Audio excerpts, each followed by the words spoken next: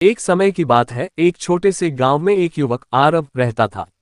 आरव स्वभाव से साहसी और जिज्ञासु था। उसे नई जगहों पर जाने और अलग अलग अनुभवों को समेटने का शौक था। हालांकि गांव के लोगों का मानना था कि गांव के बाहर की दुनिया खतरों से भरी है, लेकिन आरव को लगता था कि असली दुनिया तो गांव के बाहर है। एक दिन आरव ने फैसला किया कि वह एक लंबी यात्रा पर जाएगा। उसने अपनी पोटली में कुछ रोटियां, एक पानी की बोतल और अपनी मां का दिया हुआ ताबीज रखा। उसकी मां ने उसे गले लगाते हुए कहा, बेटा, ये दुनिया बड़ी है, सुंदर भी है, पर ध्यान रखना कि तुम अपने मूल्यों को कभी न भूलो। आरव ने सूरज की पहली किरण के साथ अपनी यात्रा शुरू की। गांव से निकलते ही वह एक घने जंगल में पहुंचा। जंगल में पेड़ों की छांव और पक्षियों का संगीत उसकी थकान मिटा रहा था। अचानक उसे किसी के रोने की आवाज सुनाई दी। वह आवाज की ओर बढ़ा और देखा कि एक छोटा हिरण कांटों में फंसा हुआ है। आरव ने बिना सोचे समझे उस हिरण को कांटों से निकालने की कोशिश की। थोड़ी मेहनत के बाद हिरण आजाद हो गया और खुशी खुशी जंगल में भाग गया। लेकिन जाते जाते उसने अपनी पूंछ हिलाई, जैसे आरव को धन्यवाद कह रहा हो। ये छोटी सी घटना आरव को यह एहसास करवा गई कि प्रकृति की मदद करने से हमें अनमोल खुशी मिलती है। जंगल पार करने के बाद आरव एक नदी के किनारे पहुंचा। वहां उसने देखा कि एक नाविक, जिसका नाम मोहन था, अपनी टूटी हुई नाव को ठीक कर रहा था।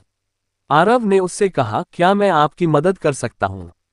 मोहन ने मुस्कुराते हुए कहा, अगर तुम चाहो तो जरूर। दोनों ने मिलकर नाव को ठीक किया।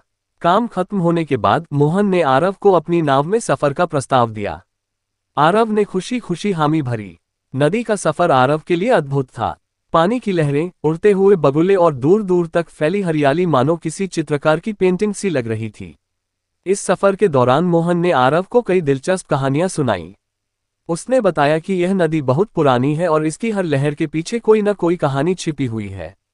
आरव को मोहन की बातें सुनकर महसूस हुआ कि हर व्यक्ति और जगह के पास अपनी अनूठी कहानी होती है। नदी पार करने के बाद आरव पहाड़ों की ओर बढ़ा। ये रास्ता कठिन था, लेकिन जितना कठिन रास्ता था उतने ही सुंदर नज़ारे थे। ऊंचे ऊंचे पहाड़, उनकी चोटियों पर बर्फ की सफेदी और नीचे बहती नदियां मानो उसे बुला रही थीं। चलते चलते आरव एक छोटे से गांव में पहुंचा, जहां के लोग बेहद मिलनसार थे। उन्होंने आरव का स्वागत किया और उसे अपने त्योहार में शामिल होने का न्योता दिया। ये त्योहार पहाड़ों के देवता को समर्पित था। वहां आरव ने पहली बार पहाड़ी नृत्य देखा। ढोल नगाड़ों की थाप पर नाचते लोगों को देखकर उसे लगा कि खुशी सिर्फ पाने में नहीं, बल्कि बांटने में है। इस यात्रा के दौरान आरव ने कई अनुभव किए। उसने सीखा कि जीवन सिर्फ एक मंजिल तक पहुंचने का नाम नहीं, बल्कि रास्ते में मिलने वाले पलों का आनंद लेने का नाम है।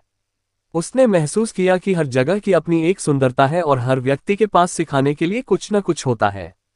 आरव की यात्रा का अंत उस जगह पर हुआ जहां से वह शुरू हुई थी, उसका अपना गांव।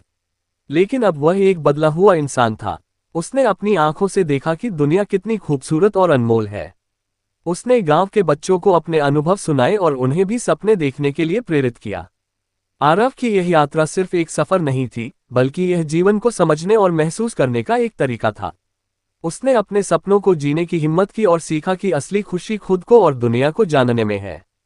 इस कहानी का संदेश है कि जीवन एक सुंदर यात्रा है, जिसमें हर मोड़ पर नए अनुभव और नए सबक छिपे होते हैं। बस जरूरत है तो अपने कदम आगे बढ़ाने की और इस यात्रा को खुली आंखों और खुले दिल से अपनाने की।